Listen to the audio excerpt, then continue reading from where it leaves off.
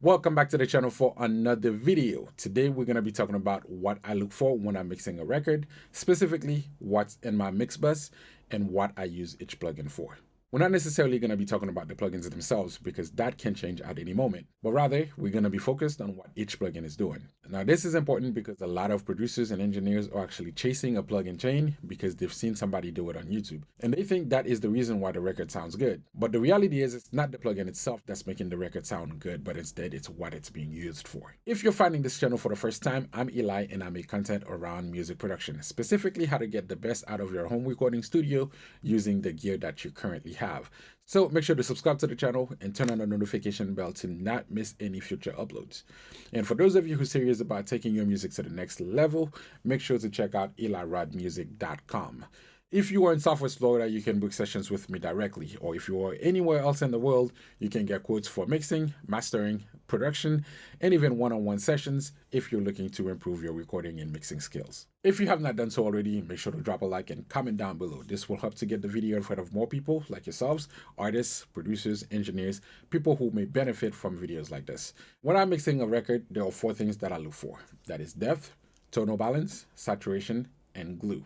Any plugins that's part of my Mixbus needs to be handling one of those tasks. And if I cannot explain what a plugin is doing, then it does not belong on my chain. Let's jump into the computer real quick so I can show you examples of each of these tasks and show you what plugins I'm using for them and how I'm using them. All right, let's get into it.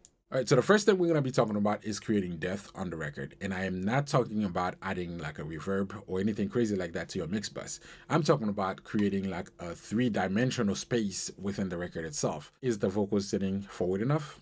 Is the kick drum sound like it's coming out the speakers? That guitar that you pin to the left, does it sound like it's coming from the left in a specific position on the left, or is it just coming from the left? To achieve the depth on my records, what I'm using is the VCC Mixbus by Slate Digital. Now, this is a plugin that I've had for years and I slept on it, never really understood how to use it until recently when I threw it on my Mixbus and I noticed what it was doing and I had to keep it on my chain. I'm going to play the mix for you guys so you can hear what it sounds like balanced without the Mixbus chain. And then I'm going to bring in each element one by one so you can see what it's actually doing to the record. To start with, I do want to let you know that everything is level matched, so there's no volume difference.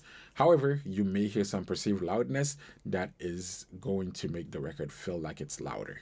All right, so let's get right into it. This is the mix balanced without the Mixbus chain, and then I'm going to bring in the VCC Mixbus.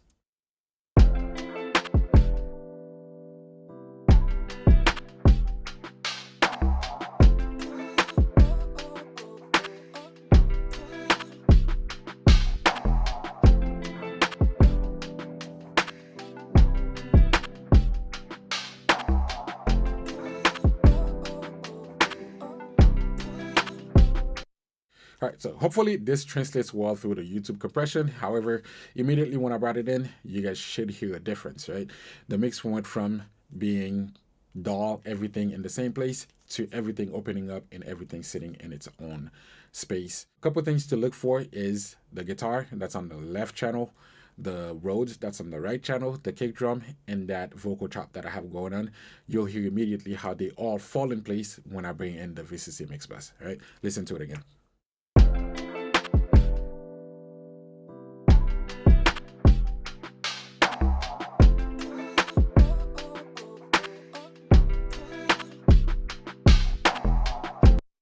All right, so that is how I create depth within this record. All right, now once I'm satisfied with the depth, the next thing is tonal balance, and for that I am using a passive EQ, a Pultec style EQ, and I'm just doing a little bit of boost at the low ends around 30 hertz, and also attenuating the same amount there as well. And then on the top end at 12K, I'm boosting again same amount and cutting the same amount. I'm gonna play the record again, and we're gonna bring in the EQ so you can hear what it's doing. Again, it may sound a little bit louder, but it was level matched, so everything is playing at the same level. All right.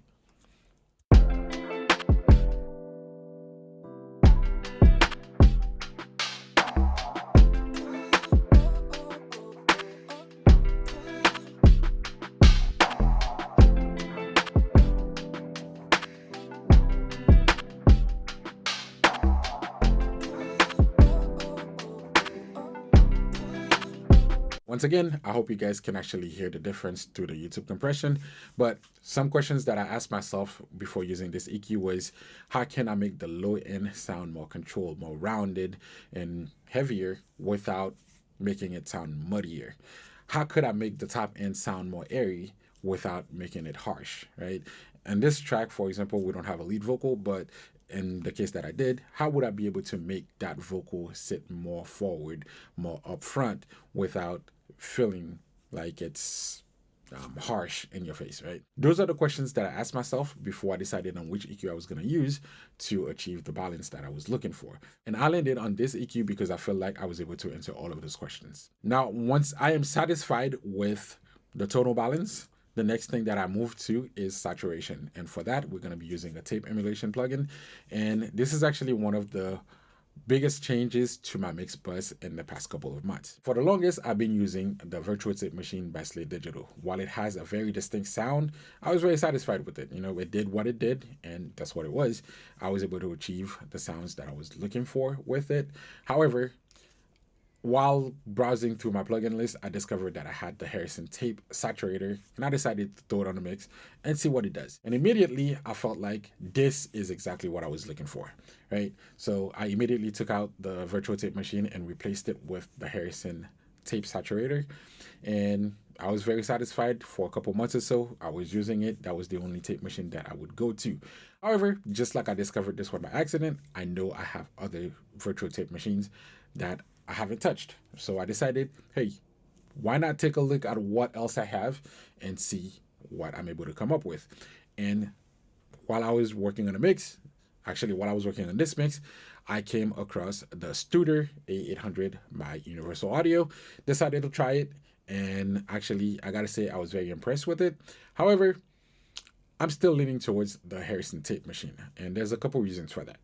One, I've been using it for a couple months, and the reaction I had to it when I slapped it on a mix, it was just so big that it would be hard for any other tape machines to replace it. However, I was able to achieve what I would call similar sound with the Studer. However, it took me a lot longer to achieve the same sound, or at least something similar, right? They are virtual tape machines. They are going to have their own sound, right? So we cannot get the exact same sound. However, I was able to get a sound that fit what I was looking for with both of them.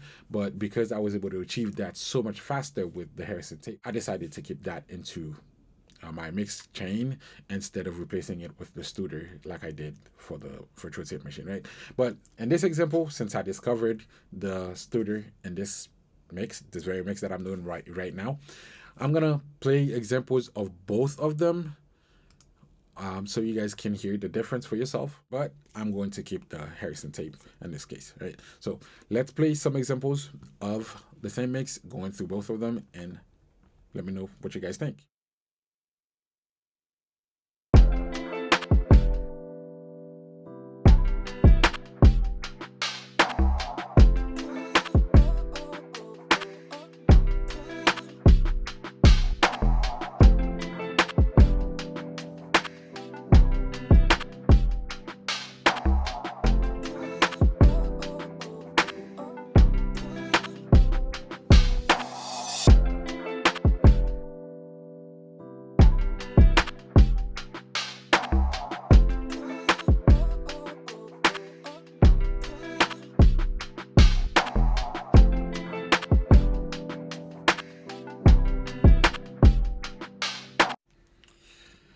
All right, so obviously I cannot say that the Harrison tape sounds better immediately because, like I mentioned, I've been using it for a couple months and I just started using the Studer.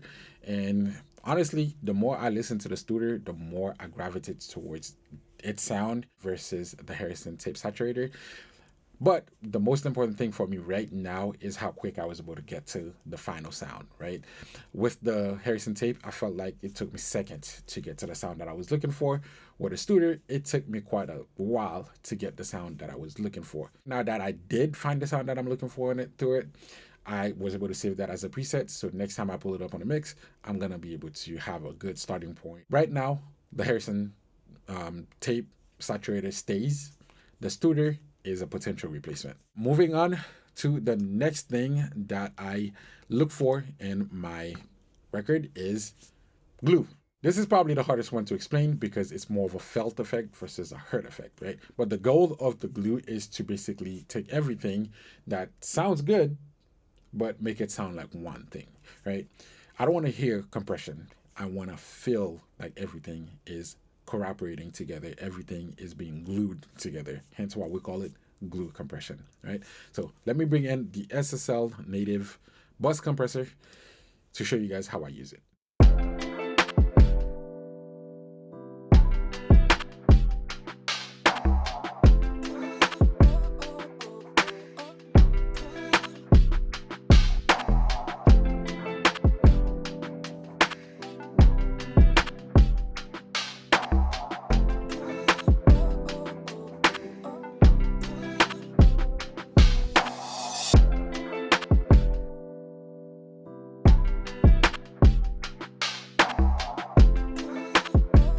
And that is how I'm using the SSL bus compressor on my Mixbus, right? As you notice that I am barely getting 1 or 2 dB of gain reduction, right?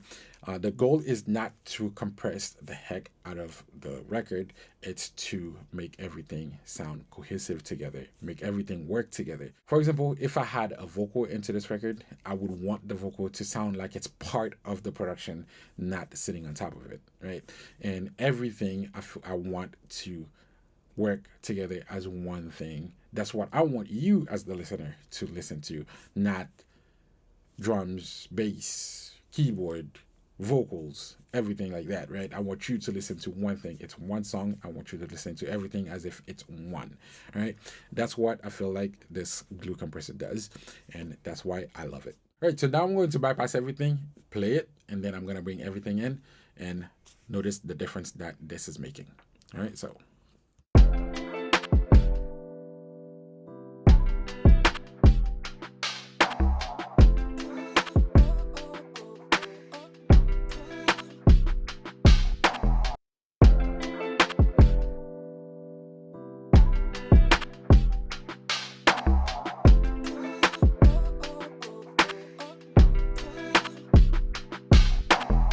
so this is what's happening on my mix bus. And I just want to point out that I have no other processing going on this mix except for the VCC channel on the individual channels. But there's no other processing. There's no EQ. There's no compression going on. This is just the mix bus processing, right? The reason why I do it this way is because I mix into that processing, right? So the settings that you just saw on all these individual plugins are there to start my mix with, right? I mix into that.